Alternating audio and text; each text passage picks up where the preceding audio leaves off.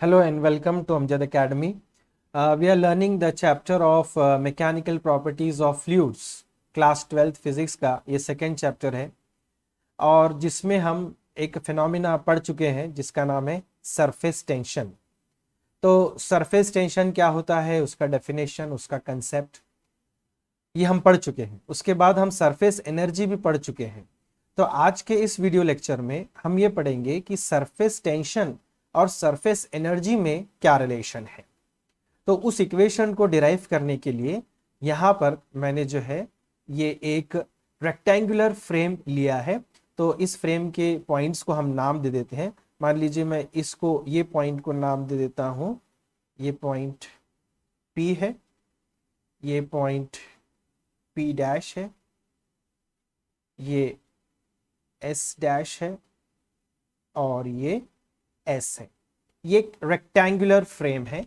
इस फ्रेम के अंदर मैंने जो है एक वायर यहां पर रखा हुआ है। ये जो ब्लैक कलर का आपको दिख रहा है ये एक वायर है, मूवेबल वायर है जो इन और आउट जा सकता है। तो इस वायर को हम नाम दे देते हैं, ये वायर है QR।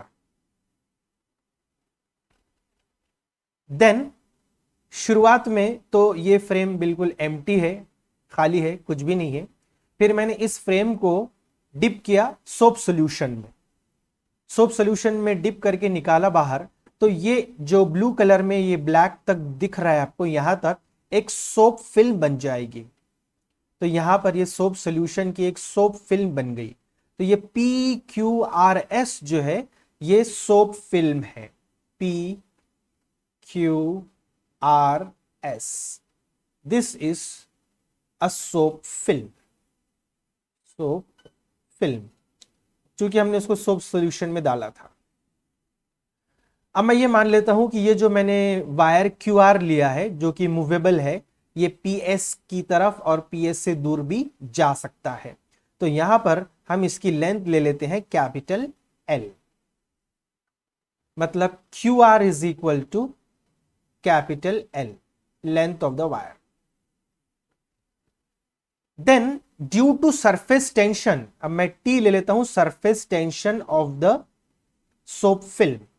So T is equal to surface tension of soap solution, या सोप फिल्म बोल देते हैं, सोप सोल्यूशन। साबुन के पानी में, साबुन का जो सोल्यूशन बनाया है पानी में, उसका सरफेस टेंशन हम ले रहे हैं T। तो अभी फिलहाल हमारी सोप फिल्म जो है ये ब्लैक कलर की जो लाइन है, QR की लाइन है, वहां तक है। अब सरफेस टेंशन की वजह से, सरफेस टेंशन की वजह से ये जो वायर है इसके ऊपर फोर्स, एक फोर्स F इनवर्डली एक्ट करेगा, यानी कि towards the side PS F force इसके ऊपर एक्ट होगा। इस वायर पर F इतना force due to surface tension will act, और उसका डायरेक्शन क्या रहेगा, इनवर्ड, अंदर की तरफ। तो ये जो एरो मैंने बताया है ये इंडिकेट कर रहा force due to surface tension on this wire QR। दूसरे आर्म्स पर भी ये फोर्स एक्ट हो रहा है, लेकिन फिल वक्त हम ये जो QR है इसके ऊपर का जो फोर्स है वो F ले रहे हैं यहां पर। तो F इतना फोर्स यहां पर सरफेस टेंशन की वजह से एक्ट होगा। ये फोर्स की वैल्यू मैं निकाल ले सकता हूं। तो ये जो force due to surface tension on QR is equal to, तो F is equal to T into 2L। अगर आप सरफेस टेंशन का डेफिनेशन देखते हैं तो सरफेस टेंशन के डेफिनेशन में T is equal to FL, F upon L होता है, F अपॉन L। तो इस पर से F is equal to force due to surface tension, F is equal to T into L, इतना होता है। तो ये force due to surface tension यहां निकाल लिए। लेकिन चूंकि ये सोप फिल्म के दो सरफेसेस हैं, ये एक सरफेस दिख रहा है और एक पीछे एक सरफेस दिख रहा है आपको, दो सरफेसेस हैं। तो इस वजह से यहां पर हमने इसको मल्टीप्लाई किया 2 से, ट्वाइस लिया। यहां पर सिर्फ F is equal to T into L था, लेकिन यहां पर मैं ट्वाइस L, दो सरफेसेस रहते हैं, इस वजह से ये मैंने 2 से मल्टीप्लाई किया इसको। तो this is the force due to surface tension. अब मान लीजिए मैं क्या करता हूं कि ये जो मूवेबल वायर है इसको मैं सर्टेन फोर्स एफ डैश लगा के पी एस से दूर खींचता हूं, एफ डैश फोर्स से, एफ डैश फोर्स से मैं ये वायर को पी एस से दूर यानी आउटवर्ड खींचता हूं। एफ का डायरेक्शन तो इनवर्ड है। एफ डैश फोर्स में अप्लाई कर रहा हूं आइसोथर्मली यानी विदाउट चेंज इन टेम्परेचर। मैं यहां पर ये तार को खींच रहा हूं, ये मूवेबल जो वायर है उसको खींच रहा हूं। बट मैं ये कंडीशन रख रहा कि मैग्नीट्यूड में एफ और एफ डैश इक्वल है in magnitude, F is equal to F dash in magnitude, और डायरेक्शन में they are opposite. So in magnitude they are equal, not in direction. तो मैंने इस वायर को खींचा है। तो ये जो यहां पर बताना चाह रहा है, ये ब्लैक जो लाइन है ये एल लेंथ बता रहा है किसकी, क्यू आर की। अच्छा, इसके वजह से क्या हो गया कि मैंने ये वायर को अब नई पोजीशन पे ला लिया। मान लीजिए मैंने Q dash R dash position तक खींचा है यहां तक, और मैंने इसको dx इतने डिस्टेंस से डिस्प्लेस किया। ये जो डिस्टेंस है ये वाला यहां से लेके यहां तक का ये dx डिस्प्लेसमेंट हुआ। मैंने जो फोर्स लगाया, मेरे द्वारा जो फोर्स लगा, ये f डैश जो फोर्स लगा, उसके वजह से मैंने इसको dx इतने डिस्टेंस से डिस्प्लेस किया है। तो आइसोथर्मली मैंने ये खींचा है, टेम्परेचर उसको बढ़ने नहीं दिया है, अंडर कांस्टेंट टेम्परेचर किया है। मतलब मैंने क्या किया, फिर इतना सरफेस एरिया बढ़ा दिया। ये जो इतना ही था पहले, पी क्यू आर एस इतना एरिया था, अब उसके अंदर ये इतनी बढ़ोतरी हो गई, इतना एरिया बढ़ गया। ये जो एरिया है जिसको मैं शेड कर रहा, अब ये एरिया बढ़ गया, इतना एरिया बढ़ गया, यानी सरफेस एरिया इंक्रीज हो गया। तो ये सरफेस एरिया इंक्रीज क्यों हुआ, क्योंकि मैंने फोर्स एफ डैश किया, लगाया। तो एफ डैश ने वर्क डन किया सरफेस एरिया इंक्रीज करने के लिए। तो ये जो वर्क डन है वो मैं निकाल सकता हूं फॉर्मूले से, work done W is equal to force into displacement. तो यहां पर ये जो वर्क डन होगा, जो मैं ये सरफेस एरिया बढ़ाया है एफ डैश फोर्स लगा के, तो वो work done dW will be equal to force into displacement. This is our formula, force into displacement, force into displacement. This is our formula. Now what we will do, we will substitute the value of the force. So dW is equal to, force कितना लग रहा, F dash force लग रहा, लेकिन वो F के उतना ही है। इस वजह से मैं यहां पर ये फोर्स के फॉर्मूले में T into 2L value substitute कर रहा हूं।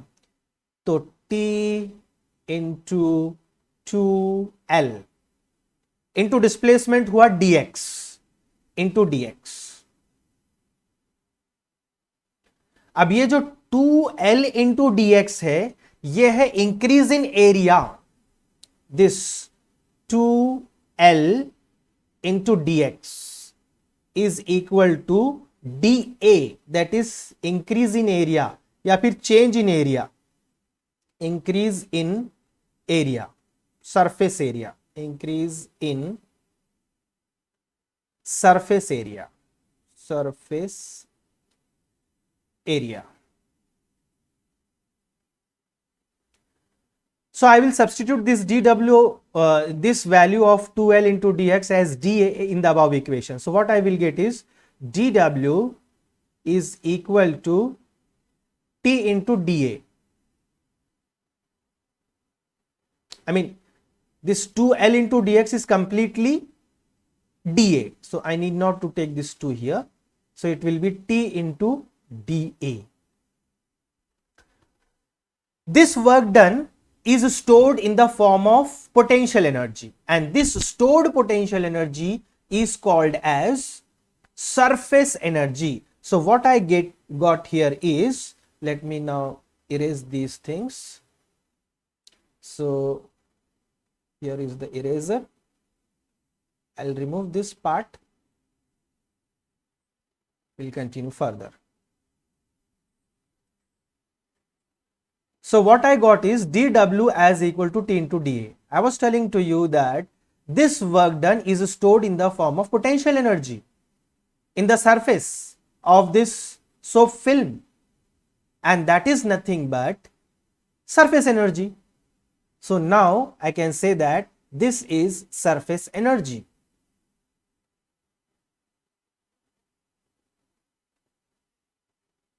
Right? So this dW is nothing but surface energy. SE मैं लिख देता हूं, SE मतलब surface energy.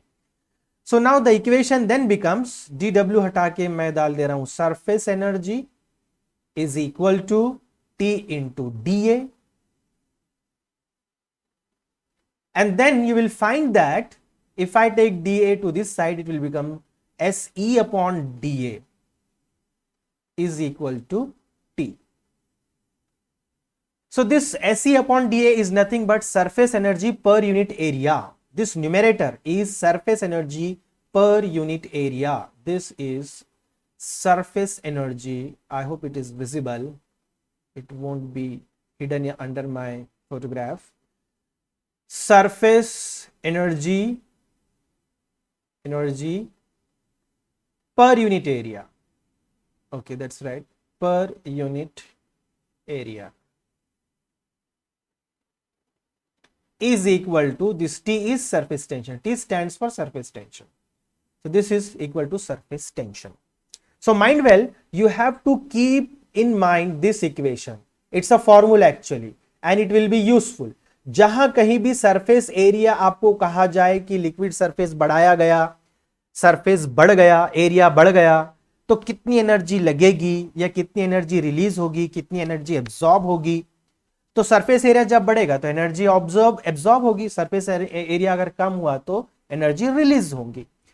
तो इन दैट केस आपको ये इक्वेशन को याद रखना है. यानी कि अगर एक बड़ा बबल है उसके आप टुकड़े कर रहे हैं तो then energy here it will be released, and अगर छोटे छोटे ड्रॉपलेट्स कंबाइन होकर बड़ा ड्रॉप बनते हैं तो एनर्जी इज एब्जॉर्ब. तो वो डिराइव करते समय हमको ये इक्वेशन की जरूरत पड़ेगी. तो हमारा फाइनल कंक्लूजन, ये रिलेशन ये निकल पड़ा कि surface energy per unit area is equal to surface tension, or if you check dimensionally, these two terms will again come to be equal. So this is how we can derive the relation between surface energy and surface tension. Now together with this, we are now moving on to the next part of our chapter, and that is we are going to now trying to understand what is angle of contact. देखिए, कभी भी कोई भी liquid solid के contact में आता है तो then it forms a meniscus. तो ये जो मेनिस्कस का शेप है वो डिपेंड करता है सॉलिड लिक्विड के नेचर पर, और फिर इससे एक नया टर्म, एक नया कंसेप्ट हमारे पास सामने आता है और उसका नाम है एंगल ऑफ कांटेक्ट. तो एंगल ऑफ कांटेक्ट अब हम देखेंगे कि एंगल ऑफ कांटेक्ट क्या है. Angle of contact for a given solid liquid pair, for a given solid liquid pair, given solid liquid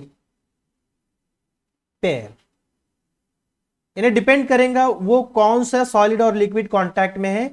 अलग अलग सॉलिड लिक्विड पेयर के लिए एंगल ऑफ कांटेक्ट की वैल्यू अलग अलग रहेगी. मतलब it becomes the property of that particular solid liquid pair. अब देखिए यहां पर ये जो पहली फिगर है, let me number this as figure 1 and this as figure 2. अब फिगर 1 में मैंने ये बीकर में पानी लिया है, water is there in this beaker, water, and here this is a capillary tube. Sometimes this capillary is shown as open. तो चलिए समझ लीजिए कैपिलरी है और ये कैपिलरी मैंने डुबाया पानी में. तो आपने असर देखा कि क्या हुआ कि यहां पर कुछ पानी जो है वो ऊपर चढ़ गया है. ठीक है, वो एक बात तो आपको दिखाई दी. लेकिन मैं जिस बात पर आपकी तवज्जो चाहूंगा वो ये है कि ये जो पानी का जो सरफेस है ऊपर का, ये पानी का जो सरफेस है, जहां पर ये पानी और कांच का कांटेक्ट हुआ वहां पर ये पानी थोड़ा चढ़ गया है. यहां पर भी आप देखेंगे कि पानी का लेवल थोड़ा ऊपर चढ़ गया है. मतलब ये हुआ कि यहां पर ग्लास मॉलिक्यूल और वाटर मॉलिक्यूल में जो एडहेसिव फोर्स है वो ज्यादा है. तो एडहेसिव और कोहेसिव फोर्स हमको मालूम है कि इंटरमॉलिक्यूलर फोर्सेस ऑफ अट्रैक्शन रहते हैं. तो यहां पर ग्लास, ये कांच है, ये जो कैपिलरी हमने डुबाई है ये कांच की बनी हुई है, तो ये कांच के मॉलिक्यूल्स और ये पानी के मॉलिक्यूल्स, यहां पर ये जो पानी के मॉलिक्यूल्स है इनमें अट्रैक्शन ज्यादा है, एडेसिव फोर्स ज्यादा है, इस वजह से यहां पर पानी का लेवल ऊपर चढ़ जाएगा, मतलब it loves to go towards glass. अब थोड़ा हम कैपिलरी के अंदर अगर आ जाएंगे तो आप देखेंगे कि ये मेनिस्कस है, इसको बोलते हैं मेनिस्कस, ये जो मैंने यहां पर बता रहा हूं अभी आपको, ये मेनिस्कस है, जो कि आप देखेंगे तो थोड़ा कर्व्ड हो गया है, ये मेनिस्कस है, कर्व्ड हो गया है, यानी यहां पर भी पानी का लेवल, जहां पर ये ग्लास के कांटेक्ट में आया वहां पर पानी का लेवल चढ़ गया है। ओके, ये पानी में आपको दिखाई दे रहा है। अब दूसरी तरफ यहां पर मैंने लिया है मर्क्यूरी, इसमें है मर्क्यूरी, और यहां पर ये मैंने कैपिलरी ट्यूब डुबाया है। अब आप देखेंगे कि यहां पर जहां पर ग्लास, कांच और ये मर्क्यूरी का कांटेक्ट होता है वहां पर मर्क्यूरी का लेवल थोड़ा ड्रॉप हो गया है, नीचे आ गया है, देखिए यहां पर ये नीचे आ गया, यहां पर भी ये नीचे आ गया, मतलब यहां पर मर्क्यूरी, मर्क्यूरी के मॉलिक्यूल्स का जो कोहेसिव फोर्स है वो ज्यादा है, और ग्लास मर्क्यूरी के जो फोर्स है एडहेसिव फोर्स वो कम है। यहां पर क्या था, वाटर वाटर मॉलिक्यूल्स का कोहेसिव फोर्स कम था और वाटर ग्लास मॉलिक्यूल्स का एडहेसिव फोर्स ज्यादा था, इसलिए यहां पर पानी का लेवल ऊपर चढ़ गया। और यहां पर आप देखेंगे मर्क्यूरी के केस में, अब ये मेनिस्कस का शेप देखिए, ये मेनिस्कस का शेप जो है तो इस तरह से आ गया, ये बन गया कॉन्वेक्स और ये बन गया कॉनकेव। यहां पर मेनिस्कस का जो शेप है ये बन गया कॉनकेव, और यहां पर ये शेप बन गया कॉन्वेक्स, मेनिस्कस का शेप कॉन्वेक्स। यहां पर ये मेनिस्कस ऊपर चढ़ गया है, ऐसा आ गया है, और ये यहां पर ऐसा हो गया है। तो दोनों की बिहेवियर आपको अलग अलग दिख रही, बट एनीवे दोनों केसेस में मेनिस्कस कर्व्ड हो गया है, कर्व्ड हो गया है, राइट। अब देखते हैं कि एंगल ऑफ कांटेक्ट को कैसे डिफाइन किया जाता है। मैं अब एंगल ऑफ कांटेक्ट का डेफिनेशन आपको बता रहा हूं। तो मैंने क्या किया, यहां पर एक लाइन ड्रॉ किया, एक टेंजेंट ड्रॉ किया, यहां पर भी टेंजेंट ड्रॉ किया, ये पहले फिगर का बता रहा हूं, तो ये जो है ये टेंजेंट ड्रॉ किया मैंने मेनिस्कस को at the point of contact. At the point of contact से मैंने क्या किया, यहां पर ये एक टेंजेंट ड्रॉ किया, free surface of the liquid को टेंजेंट ड्रॉ किया, और उसी तरीके से मैं ये सॉलिड सरफेस जो है कांच का जो सरफेस है इसको भी मैं टेंजेंट ड्रॉ कर रहा हूं, तो ये टेंजेंट तो बिल्कुल अलोंग हो जाएगा ये। तो ये दो टेंजेंट के बीच का जो एंगल है उसको कहते हैं एंगल ऑफ कांटेक्ट थीटा। ठीक है, मैं ये फिगर को थोड़ा यहां पर बताता हूं, समझ लीजिए ये हमारा मेनिस्कस था, ये मेनिस्कस था, और ये रहा हमारा पॉइंट ऑफ कांटेक्ट। तो पॉइंट ऑफ कांटेक्ट से मैंने फ्री लिक्विड सरफेस को एक टेंजेंट ड्रॉ किया। If I can change the colour of this pen, okay, now ये मेनिस्कस है, ये जो फिगर का ये जो मेनिस्कस है मैंने यहां पर ड्रॉ किया, ये पॉइंट ऑफ कांटेक्ट है। तो ये पॉइंट ऑफ कांटेक्ट से ये फ्री सरफेस को, ये मेनिस्कस को मैंने टेंजेंट ड्रॉ करना है। ये देखिए मैंने टेंजेंट ड्रॉ किया, सीधा नहीं है लेकिन फिर भी समझ लीजिए कि एक टेंजेंट ड्रॉ किया, और यहां पर तो ये सॉलिड सरफेस था, और ये सॉलिड सरफेस का कांटेक्ट भी बिल्कुल सॉलिड के अलोंग जाएगा, ये एक टेंजेंट है सॉलिड सरफेस को।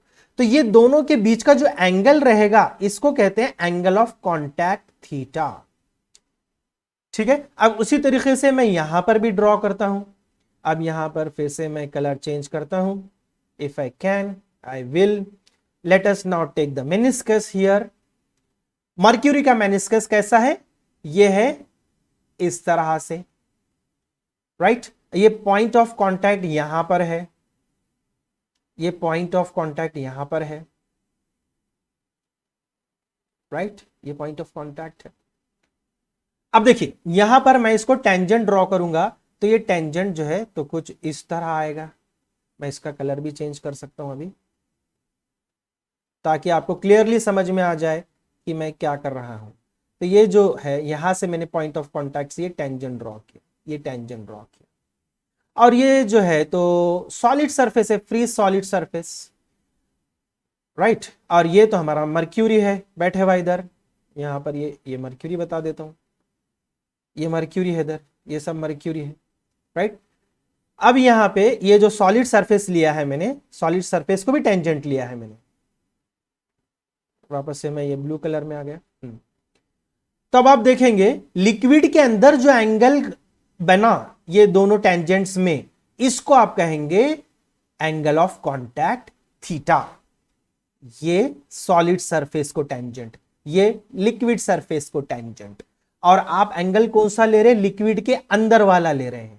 तो उसी तरीके से यहां पर भी ये लिक्विड के अंदर वाला आप ये जो एंगल लेंगे वो रहेगा एंगल ऑफ कांटेक्ट। जाहिर सी बात है यहां पर ये जो थीटा है ये लेस देन 90 डिग्री है पानी के केस में, और मर्क्यूरी के केस में ये एंगल ऑफ कांटेक्ट थीटा जो है 90 से ज्यादा है, 90 डिग्री से ज्यादा है।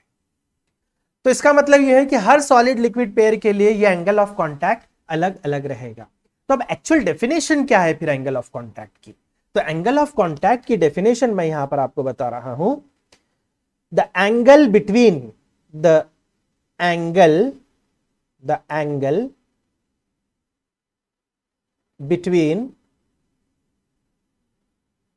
बिटवीन टेंजेंट्स, दो टेंजेंट्स रहेंगे, tangents drawn, tangents drawn, tangents drawn between,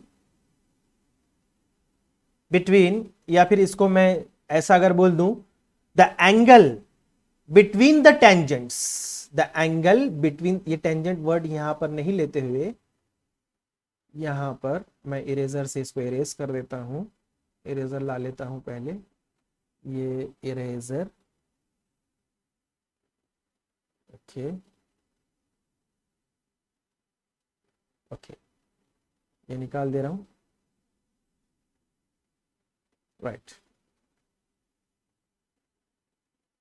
So angle of contact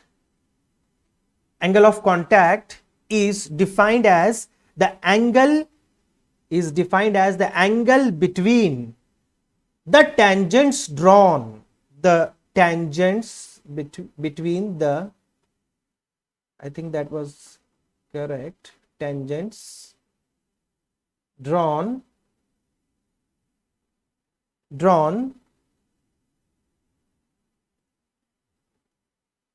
to free surface of liquid, to free surface of liquid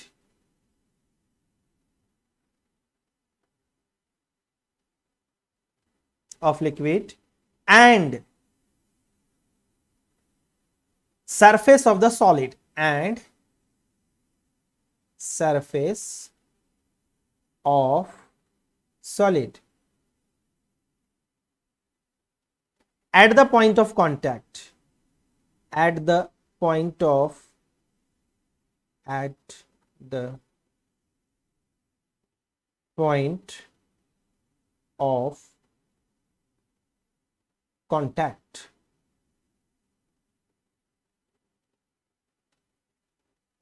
At the point of contact, measured within the liquid, measured within the liquid,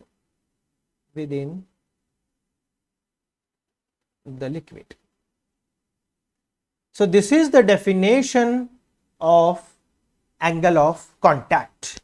तो देखिए मैंने बोला कि angle of contact क्या है, angle between the tangents, ये दोनों भी टेंजेंट्स है, angle between the tangents drawn to the surface of the liquid, ये है सरफेस ऑफ द लिक्विड, और यहां पर मैंने ये टेंजेंट ड्रॉ किया, ये tangent, and the surface of the liquid, दूसरा टेंजेंट कौन सा लेना है, along the surface of the liquid at the point of contact, ये point of contact है, this is the point of contact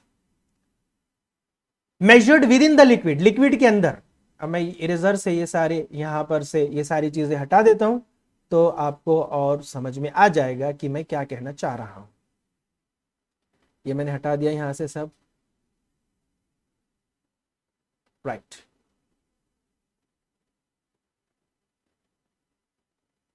okay,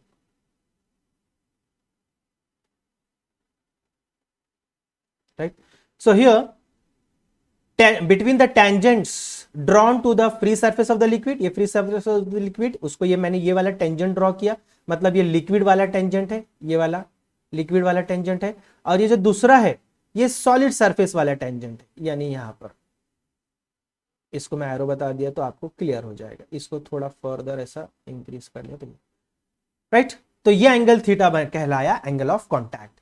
तो for water glass angle of contact is acute, and for mercury glass pair the angle of contact is obtuse, more than 90 degree। अब जो liquids solid को पूरी तरह से गीला करते हैं तो उनके लिए एंगल ऑफ कांटेक्ट एक्यूट होता है, और जो लिक्विड्स सॉलिड को बिल्कुल गीला नहीं करते हैं, वेट नहीं करते हैं, तो उनका एंगल ऑफ कांटेक्ट जो है वो ऑब्ट्यूस होता है। तो ये भी प्रॉपर्टी यहां पर हम इस्तेमाल कर सकते हैं। इस तरह से हमने आज के इस वीडियो लेक्चर में हमने पढ़ा कि सरफेस टेंशन और सरफेस एनर्जी में क्या रिलेशन है, और एंगल ऑफ कांटेक्ट क्या होता है, इसका कंसेप्ट क्या है ये। और फिर अब हम अगला जो पॉइंट सीखेंगे वो रहेगा शेप ऑफ द मेनिस्कस। तो वी विल कंटिन्यू इंशाल्लाह इन द नेक्स्ट लेक्चर।